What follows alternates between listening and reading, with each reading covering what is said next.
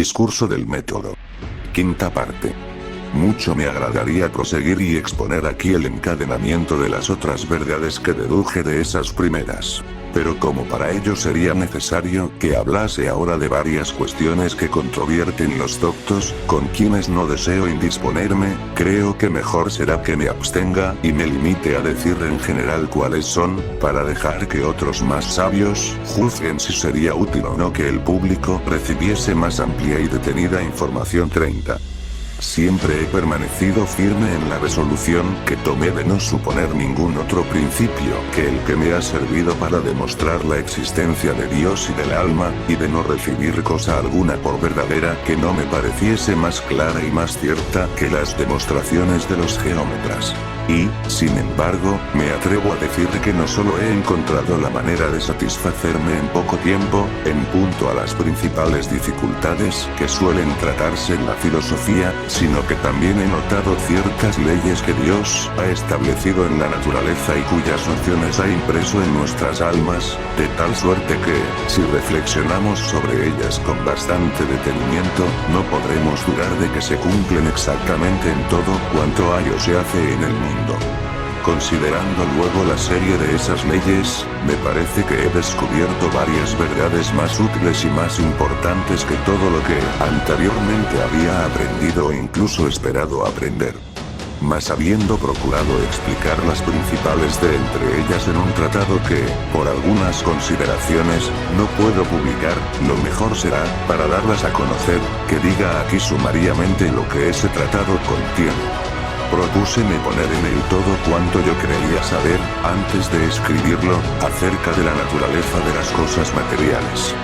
Pero así como los pintores, no pudiendo representar igualmente bien, en un cuadro liso, todas las diferentes caras de un objeto sólido, eligen una de las principales, que vuelven hacia la luz, y representan las demás en la sombra, es decir, tales como pueden verse cuando se mira a la principal, así también, temiendo yo no poder poner en mi discurso todo lo que había en mi pensamiento, hube de limitarme a explicar muy ampliamente mi concepción de la luz. Luego, con esta ocasión, añadí algo acerca del sol y de las estrellas fijas, porque casi toda la luz viene de esos cuerpos. De los cielos, que la transmiten. De los planetas, de los cometas y de la Tierra, que la reflejan. Y en particular, de todos los cuerpos que hay sobre la Tierra, que son o coloreados, o transparentes o luminosos. Y, por último, del hombre, que es el espectador. Y para dar un poco de sombra a todas esas cosas y poder declarar con más libertad mis juicios, sin la obligación de seguir o de refutar las opiniones recibidas entre los doctos, resolví abandonar este mundo nuestro a sus disputas y hablar solo de lo que ocurriría en otro mundo nuevo, si Dios crease ahora en los espacios imaginarios bastante materia para componerlo, y, agitando diversamente y sin orden las varias partes de esa materia, formase un caos tan confuso como pueden fingirlo los poetas, sin hacer luego otra cosa que prestar su ordinario concurso a la naturaleza, dejándola obrar según las leyes por él establecidas. Así, primeramente describí esa materia y traté de representarla, de tal suerte que no hay, a mi parecer, nada más claro e inteligible. 31, excepto lo que antes hemos dicho de Dios y del alma, pues hasta supuse expresamente que no hay en ellas ninguna de esas formas o cualidades de que disputan las escuelas. 32, ni en general ninguna otra cosa cuyo conocimiento no sea tan natural a nuestras almas que no se pueda ni siquiera fingir que se ignora. Hice ver, además, cuáles eran las leyes de la naturaleza, y sin fundar mis razones en ningún otro principio que las infinitas perfecciones de Dios, traté de demostrar todas aquellas sobre las que pudiera haber alguna duda, y procuré probar que son tales que, aun cuando Dios hubiese creado varios mundos, no podría haber uno en donde no se observaran cumplidamente. Después de esto, mostré cómo la mayor parte de la materia de ese caos debía, a consecuencia de esas leyes, disponerse y arreglarse de cierta manera que la hacía semejante a nuestros cielos. Como, entre tanto, algunas de sus partes habían de componer una tierra, y algunas otras, planetas y cometas, y algunas otras, un sol y estrellas fijas. Y aquí, extendiéndome sobre el tema de la luz, expliqué por lo menudo cuál era la que debía haber en el Sol y en las estrellas y cómo desde allí atravesaba en un instante los espacios inmensos de los cielos y cómo se reflejaba desde los planetas y los cometas hacia la Tierra. Añadí también algunas cosas acerca de la sustancia, la situación, los movimientos y todas las varias cualidades de esos cielos y esos astros, de suerte que pensaba haber dicho lo bastante para que se conociera que nada se observa, en los de este mundo, que no deba o, al menos, no pueda parecer en un todo semejante a los de ese otro mundo que yo describía. De ahí pasé a hablar particularmente de la Tierra. Expliqué cómo, aun habiendo supuesto expresamente que el Creador no dio ningún peso a la materia de que está compuesta, no por eso dejaban todas sus partes de dirigirse exactamente hacia su centro. Como, habiendo agua y aire en su superficie, la disposición de los cielos y de los astros, principalmente de la luna, debía causar un flujo y reflujo semejante en todas sus circunstancias al que se observa en nuestros mares, y además una cierta corriente, tanto del agua como del aire, que va de levante a poniente, como la que se observa también entre los trópicos. Como las montañas, los mares, las fuentes y los ríos podían formarse naturalmente, y los metales producirse en las minas, y las plantas crecer en los campos, y, en general, engendrarse todos esos cuerpos llamados mezclas o compuestos. Y entre otras cosas, no conociendo yo, después de los astros, nada en el mundo que produzca luz, sino el fuego, me esforcé por dar claramente a entender todo cuanto a la naturaleza de este pertenece, cómo se produce, cómo se alimenta, cómo a veces da calor sin luz y otras luz sin calor. Cómo puede prestar varios colores a varios cuerpos y varias otras cualidades. Cómo funde unos y endurece otros. Cómo puede consumirlos casi todos o convertirlos en cenizas y humo. Y, por último, cómo de esas cenizas, por solo la violencia de su acción, forma vidrio. Pues esta transmutación de las cenizas en vidrio, pareciéndome tan admirable como ninguna otra de las que ocurren en la naturaleza, tuve especial agrado de describirla. Sin embargo, de todas esas cosas no quería yo inferir que este mundo nuestro haya sido creado de la manera que yo explicaba, porque es mucho más verosímil que, desde el comienzo, Dios lo puso tal y como debía ser. Pero es cierto, y esta opinión es comúnmente admitida entre los teólogos, que la acción por la cual Dios lo conserva es la misma que la acción por la cual lo ha creado 33. De suerte que, aun cuando no le hubiese dado en un principio otra forma que la del caos, con haber establecido las leyes de la naturaleza y haberle prestado su concurso para obrar como ella acostumbra, puede creerse, sin menoscabo del milagro de la creación, que todas las cosas, que son puramente materiales, habrían podido, con el tiempo, llegar a ser como ahora las vemos. Y su naturaleza es mucho más fácil de concebir cuando se ven nacer poco a poco de esa manera que cuando se consideran ya hechas del todo. De la descripción de los cuerpos inanimados y de las plantas pasé a la de los animales y, particularmente, a la de los hombres.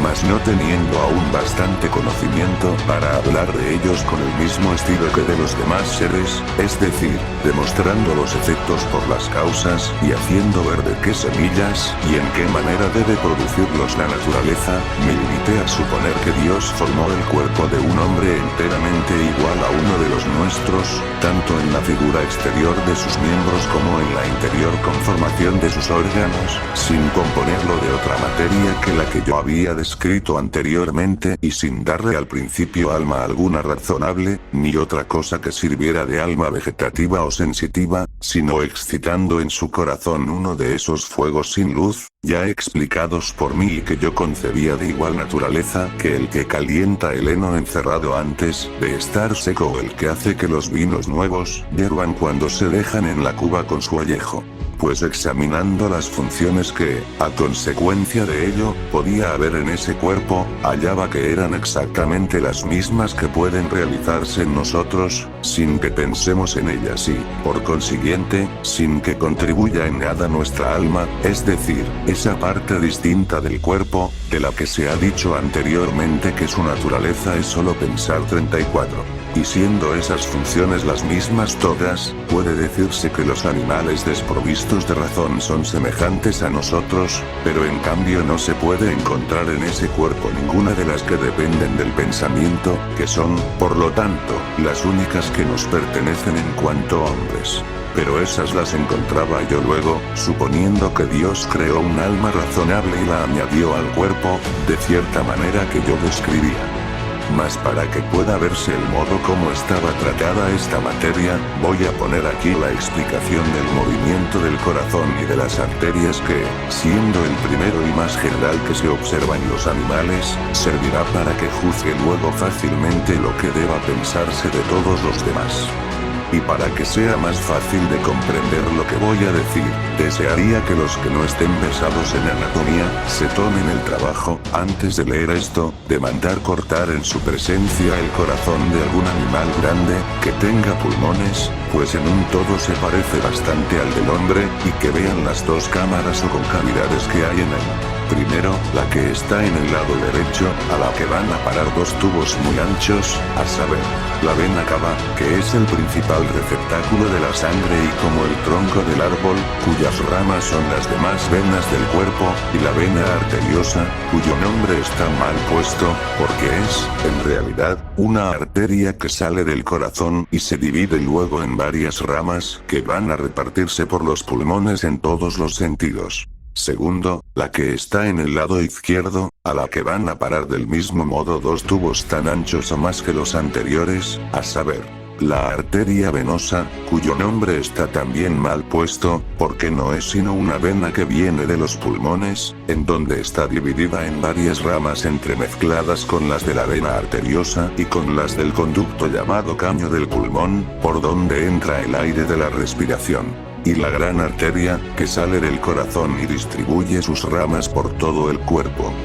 También quisiera yo que vieran con mucho cuidado los 11 pellejillos que, como otras tantas puertecitas, abren y cierran los 4 orificios que hay en esas dos concavidades, a saber, 3 a la entrada de la vena cava, en donde están tan bien dispuestos que no pueden en manera alguna impedir que la sangre entre en la concavidad derecha del corazón, y, sin embargo, impiden muy exactamente que pueda salir. 3 a la entrada de la vena arteriosa, los cuales están dispuestos en modo contrario y permiten que la sangre que hay en esta concavidad pase a los pulmones, pero no que la que está en los pulmones vuelva a entrar en esa concavidad. 2 a la entrada de la arteria venosa, los cuales dejan correr la sangre desde los pulmones hasta la concavidad izquierda del corazón, pero se oponen a que vaya en sentido contrario. Y 3 a la entrada de la gran arteria, que permiten que la sangre salga del corazón, pero le impiden que vuelva a entrar. Y del número de estos pellejos no hay que buscar otra razón sino que el orificio de la arteria venosa, siendo ovalado, a causa del sitio en donde se halla, puede cerrarse cómodamente con 2, mientras que los otros, siendo circulares, pueden cerrarse mejor con 3.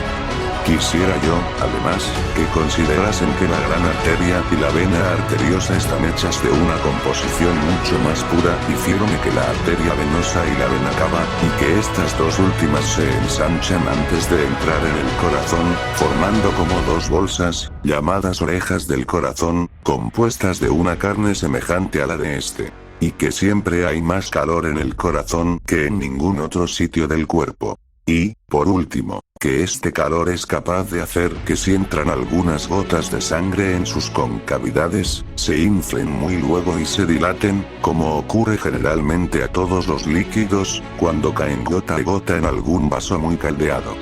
Dicho esto, basta añadir, para explicar el movimiento del corazón, que cuando sus concavidades no están llenas de sangre, entra necesariamente sangre de la vena cava en la de la derecha, y de la arteria venosa en la de la izquierda, tanto más cuanto que estos dos vasos están siempre llenos, y sus orificios, que miran hacia el corazón, no pueden por entonces estar tapados. Pero tan pronto como de ese modo han entrado 2 gotas de sangre, una en cada concavidad, estas gotas, que por fuerza son muy gruesas, porque los orificios por donde entran son muy anchos y los vasos de donde vienen están muy llenos de sangre, se expanden y dilatan a causa del calor en que caen, por donde sucede que hinchan todo el corazón y empujan y cierran las 5 puertecillas que están a la entrada de los 2 vasos de donde vienen, impidiendo que baje más sangre al corazón. Y continúan dilatándose cada vez más, con lo que empujan y abren las otras 6 puertecillas, que están a la entrada de los otros 2 vasos, por los cuales salen entonces, produciendo así una hinchazón en todas las ramas de la vena arteriosa y de la gran arteria, casi al mismo tiempo que en el corazón. Este se desinfla muy luego, como asimismo sus arterias, porque la sangre que ha entrado en ellas se enfría, y las 6 puertecillas vuelven a cerrarse, y las 5 de la vena cava y de la arteria venosa vuelven a abrirse, dando paso a otras 2 gotas de sangre, que, a su vez, hinchan el corazón y las arterias como anteriormente. Y porque la sangre, antes de entrar en el corazón, pasa por esas 2 bolsas llamadas orejas, de ahí viene que el movimiento de esta sea contrario al de aquel, y que éstas se desinflen cuando aquel se infla. Por lo demás, para que los que no conocen la fuerza de las demostraciones matemáticas y no tienen costumbre de distinguir las razones verdaderas de las verosímiles, no se aventuren a negar esto que digo, sin examinarlo, he de advertirles que el movimiento que acabo de explicar se sigue necesariamente de la sola disposición de los órganos que están a la vista en el corazón y del calor que, con los dedos, puede sentirse en esta víscera y de la naturaleza de la sangre que, por experiencia, puede conocerse como el movimiento de un reloj se sigue de la fuerza, de la situación y de la figura de sus contrapesos y de sus ruedas.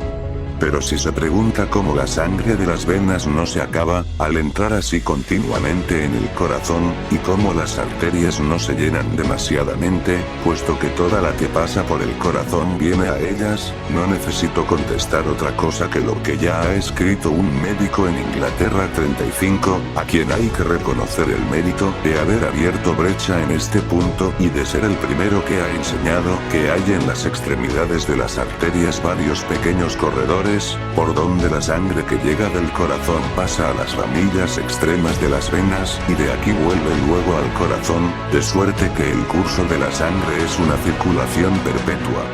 Y esto lo prueba muy bien por medio de la experiencia ordinaria de los cirujanos, quienes, habiendo atado el brazo con mediana fuerza por encima del sitio en donde abren la vena, hacen que la sangre salga más abundante que si no hubiesen atado el brazo. Y ocurriría todo lo contrario si lo ataran más abajo, entre la mano y la herida, o si lo ataran con mucha fuerza por encima. Porque es claro que la atadura, hecha con mediana fuerza, puede impedir que la sangre que hay en el brazo vuelva al corazón por las venas, pero no que acuda nueva sangre por las arterias, porque éstas van por debajo de las venas, y siendo sus pellejos más duros, son menos fáciles de oprimir. Y también porque la sangre que viene del corazón tiende con más fuerza a pasar por las arterias hacia la mano, que no a volver de la mano hacia el corazón por las venas. Y puesto que la sangre sale del brazo por el corte que se ha hecho en una de las venas, es necesario que haya algunos pasos por la parte debajo de la atadura, es decir, hacia las extremidades del brazo, por donde la sangre pueda venir de las arterias. También prueba muy bien lo que dice del curso de la sangre, por la existencia de ciertos pellejos que están de tal modo dispuestos en diferentes lugares, a lo largo de las venas, que no permiten que la sangre vaya desde el centro del cuerpo a las extremidades, y sí solo que vuelva de las extremidades al corazón. Y además, la experiencia demuestra que toda la sangre que hay en el cuerpo puede salir en poco tiempo por una sola arteria que se haya cortado, aun cuando, habiéndose atado la arteria muy cerca del corazón, se haya hecho el corte entre este y la atadura, de tal suerte que no haya ocasión de imaginar que la sangre vertida pueda venir de otra parte. Pero hay otras muchas cosas que dan fe de que la verdadera causa de ese movimiento de la sangre es la que he dicho. Como son primeramente la diferencia que se nota entre la que sale de las venas y la que sale de las arterias, diferencia que no puede venir sino de que habiéndose ratificado y como destillado la sangre, al pasar por el corazón, es más sutil y más viva y más caliente en saliendo de este, es decir, estando en las arterias, que poco antes de entrar, o sea estando en las venas. Y si bien se mira, se verá que esa diferencia no aparece del todo sino cerca del corazón y no tanto en los lugares más lejanos. Además, la dureza del pellejo de que están hechas la vena arteriosa y la gran arteria, es buena prueba de que la sangre las golpea con más fuerza que a las venas.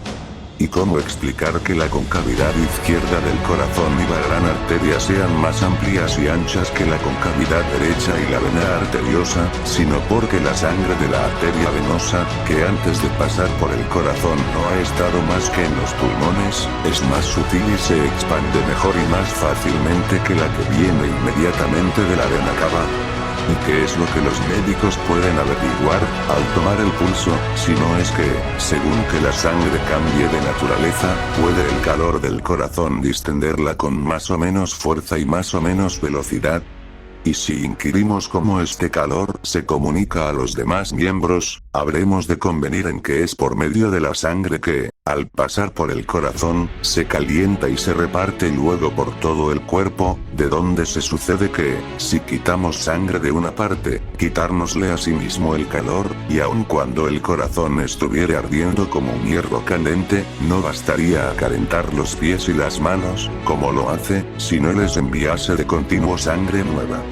También por esto se conoce que el uso verdadero de la respiración es introducir en el pulmón aire fresco bastante a conseguir que la sangre que viene de la concavidad derecha del corazón, en donde ha sido dilatada y como cambiada en vapores, se espese y se convierta de nuevo en sangre antes de volver a la concavidad izquierda, sin lo cual no pudiera ser apta a servir de alimento al fuego que hay en la dicha concavidad. Y una confirmación de esto es que vemos que los animales que no tienen pulmones, poseen una sola concavidad en el corazón, y que los niños, que estando en el seno materno, no pueden usar de los pulmones, tienen un orificio por donde pasa sangre de la vena cava a la concavidad izquierda del corazón, y un conducto por donde va de la vena arteriosa a la gran arteria, sin pasar por el pulmón. Además, ¿cómo podría hacerse la cocción de los alimentos en el estómago, si el corazón no enviase calor a esta víscera por medio de las arterias, añadiéndose algunas de las más suaves partes de la sangre, que ayudan a disolver las viandas? Y la acción que convierte en sangre el jugo de esas viandas, no es fácil de conocer, si se considera que, al pasar una y otra vez por el corazón, se destila quizá más de 100 o 200 veces al día. Y para explicar la nutrición y la producción de los varios humores que hay en el cuerpo, ¿qué necesidad hay de otra cosa, sino decir que la fuerza con que la sangre, al dilatarse, pasa del corazón a las extremidades de las arterias, es causa de que algunas de sus partes se detienen entre las partes de los miembros, en donde se hallan, tomando el lugar de otras que expulsan, y que, según la situación o la figura, o la pequeñez de los poros que encuentran, van unas a alojarse en ciertos lugares y otras en ciertos otros, del mismo modo como hacen la criba que, por estar agujereadas de diferente modo, sirven para separar unos de otros los granos de varios tamaños. Y, por último, lo que hay de más notable en todo esto es la generación de los espíritus animales, que son como un sutilísimo viento, o más bien como una purísima y vivísima llama, la cual asciende de continuo muy abundante desde el corazón al cerebro y se corre luego por los nervios a los músculos y pone en movimiento todos los miembros. Y para explicar cómo las partes de la sangre más agitadas y penetrantes van hacia el cerebro, más bien que a otro lugar cualquiera, no es necesario imaginar otra causa, sino que las arterias que las conducen son las que salen del corazón en línea más recta, y, según las reglas de los mecanismos, que son las mismas que las de la naturaleza, cuando varias cosas tienden juntas a moverse hacia un mismo lado, sin que haya espacio bastante para recibirlas todas, como ocurre recurre a las partes de la sangre que salen de la concavidad izquierda del corazón y tienden todas hacia el cerebro. Las más fuertes deben dar de lado a las más endebles y menos agitadas y, por lo tanto, ser las únicas que lleguen 36. Había yo explicado, con bastante detenimiento, todas estas cosas en el tratado que tuve el propósito de publicar. Y después había mostrado cuál debe ser la fábrica 37 de los nervios y de los músculos del cuerpo humano, para conseguir que los espíritus animales, estando dentro, tengan fuerza bastante a mover los miembros, como vemos que las cabezas, poco después de cortadas, aún se muerden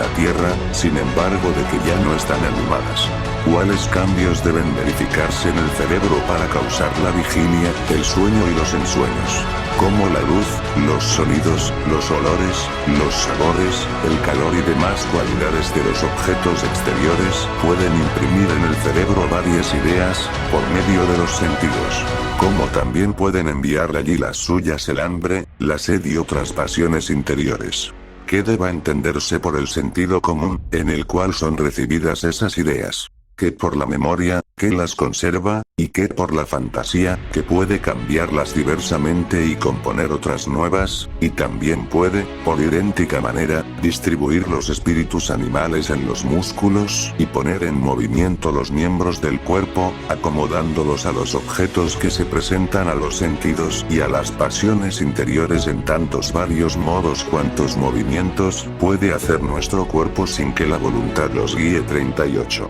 Lo cual no parecerá de ninguna manera extraño a los que, sabiendo cuántos autómatas o máquinas movientes puede construir la industria humana, sin emplear sino poquísimas piezas, en comparación de la gran muchedumbre de huesos, músculos, nervios, arterias, venas y demás partes que hay en el cuerpo de un animal, consideren este cuerpo como una máquina que, por ser hecha de manos de Dios, está incomparablemente mejor ordenada y posee movimientos más admirables que ninguna otra de las que pueden inventar los hombres. Y aquí me extendí particularmente haciendo ver que si hubiese máquinas tales que tuviesen los órganos y figura exterior de un mono o de otro cualquiera animal, desprovisto de razón, no habría medio alguno que nos permitiera conocer que no son en todo de igual naturaleza que esos animales. Mientras que si las hubiera que semejasen a nuestros cuerpos e imitasen nuestras acciones, cuanto fuere moralmente posible, siempre tendríamos dos medios muy ciertos para reconocer que no por eso son hombres verdaderos. Y es el primero, que nunca podrían hacer uso de palabras u otros signos, componiéndolos, como hacemos nosotros, para declarar nuestros pensamientos a los demás, pues si bien se puede concebir que una máquina esté de tal modo hecha, que profiera palabras, y hasta que las profiera a propósito de acciones corporales que causen alguna alteración en sus órganos, como, verbigratia, si se la toca en una parte, que pregunte lo que se quiere decirle, y si en otra, que grite que se le hace daño, y otras cosas por el mismo estilo. Sin embargo, no se concibe que ordene en varios modos las palabras para contestar al sentido de todo lo que en su presencia se diga, como pueden hacerlo aún los más estúpidos de entre los hombres. Y es el segundo que, aun cuando hicieran varias cosas tan bien y acaso mejor que ninguno de nosotros, no dejarían de fallar en otras, por donde se descubriría que no obran por conocimiento, sino solo por la disposición de sus órganos, pues mientras que la razón es un instrumento universal, que puede servir en todas las coyunturas, esos órganos, en cambio, necesitan una particular disposición para cada acción particular. Por donde sucede que es moralmente imposible que haya tantas y tan varias disposiciones en una máquina que puedan hacerla obrar en todas las ocurrencias de la vida de la manera como la razón nos hace obrar a nosotros. Ahora bien, por esos dos medios puede conocerse también la diferencia que hay entre los hombres y los brutos, pues es cosa muy de notar que no hay hombre, por estúpido y embolado que esté, sin exceptuar los locos, que no sea capaz de arreglar un conjunto de varias palabras y componer un discurso que dé a entender sus pensamientos. Y, por el contrario, no hay animal, por perfecto y felizmente dotado que sea, que pueda hacer otro tanto. lo cual no sucede porque a los animales les falten órganos, pues vemos que las urracas y los loros pueden proferir, como nosotros, palabras, y, sin embargo, no pueden, como nosotros, hablar, es decir, dar fe de que piensan lo que dicen. En cambio los hombres que, habiendo nacido sordos y mudos, están privados de los órganos que a los otros sirven para hablar, suelen inventar por sí mismos unos signos, por donde se declaran a los que, viviendo con ellos, han conseguido aprender su lengua. Y esto no solo prueba que las bestias tienen menos razón que los hombres, sino que no tienen ninguna, pues ya se ve que basta muy poca para saber hablar. Y supuesto que se advierten desigualdades entre los animales de una misma especie, como entre los hombres, siendo unos más fáciles de adiestrar que otros, no es de creer que un mono o un loro, que fuese de lo más perfecto en su especie, no igualara a un niño de los más estúpidos o, por lo menos, a un niño cuyo cerebro estuviera turbado, si no fuera que su alma es de naturaleza totalmente diferente de la nuestra. Y no deben confundirse las palabras con los movimientos naturales que delatan las pasiones, los cuales pueden ser imitados por las máquinas también como por los animales, ni debe pensarse, como pensaron algunos antiguos, que las bestias hablan, aunque nosotros no comprendemos su lengua, pues si eso fuera verdad, puesto que poseen varios órganos parecidos a los nuestros, podrían darse a entender de nosotros como de sus semejantes. Es también muy notable cosa que, aun cuando hay varios animales que muestran más industria que nosotros en algunas de sus acciones, sin embargo, vemos que esos mismos no demuestran ninguna en muchas otras. De suerte que eso que hacen mejor que nosotros no prueba que tengan ingenio, pues en ese caso tendrían más que ninguno de nosotros y harían mejor que nosotros todas las demás cosas, sino más bien prueba que no tienen ninguno y que es la naturaleza la que en ellos obra, por la disposición de sus órganos, como vemos que un reloj, compuesto solo de ruedas y resortes, puede contar las horas y medir el tiempo más exactamente que nosotros con toda nuestra prudencia. Después de todo esto, había yo descrito el alma razonable y mostrado que en manera alguna puede seguirse de la potencia de la materia, como las otras cosas de que he hablado, sino que ha de ser expresamente creada. Y no basta que esté alojada en el cuerpo humano, como un piloto en su navío, a no ser acaso para mover sus miembros, sino que es necesario que esté junta y unida al cuerpo más estrechamente, para tener sentimientos y apetitos semejantes a los nuestros, y comprender así un hombre verdadero. Por lo demás, me he extendido aquí un tanto sobre el tema del alma, porque es de los más importantes. Que después del error de los que niegan a Dios, error que pienso haber refutado bastantemente en lo que precede, no hay nada que más aparte a los espíritus endebles del recto camino de la virtud que el imaginar que el alma de los animales es de la misma naturaleza que la nuestra, y que, por consiguiente, nada hemos de temer ni esperar tras esta vida, como nada temen ni esperan las moscas y las hormigas. Mientras que si sabemos cuán diferentes somos de los animales, entenderemos mucho mejor las razones que prueban que nuestra alma es de naturaleza enteramente independiente del cuerpo y, por consiguiente, que no está atenida a morir con él. Y puesto que no vemos otras causas que la destruyan, nos inclinaremos naturalmente a juzgar que es inmortal.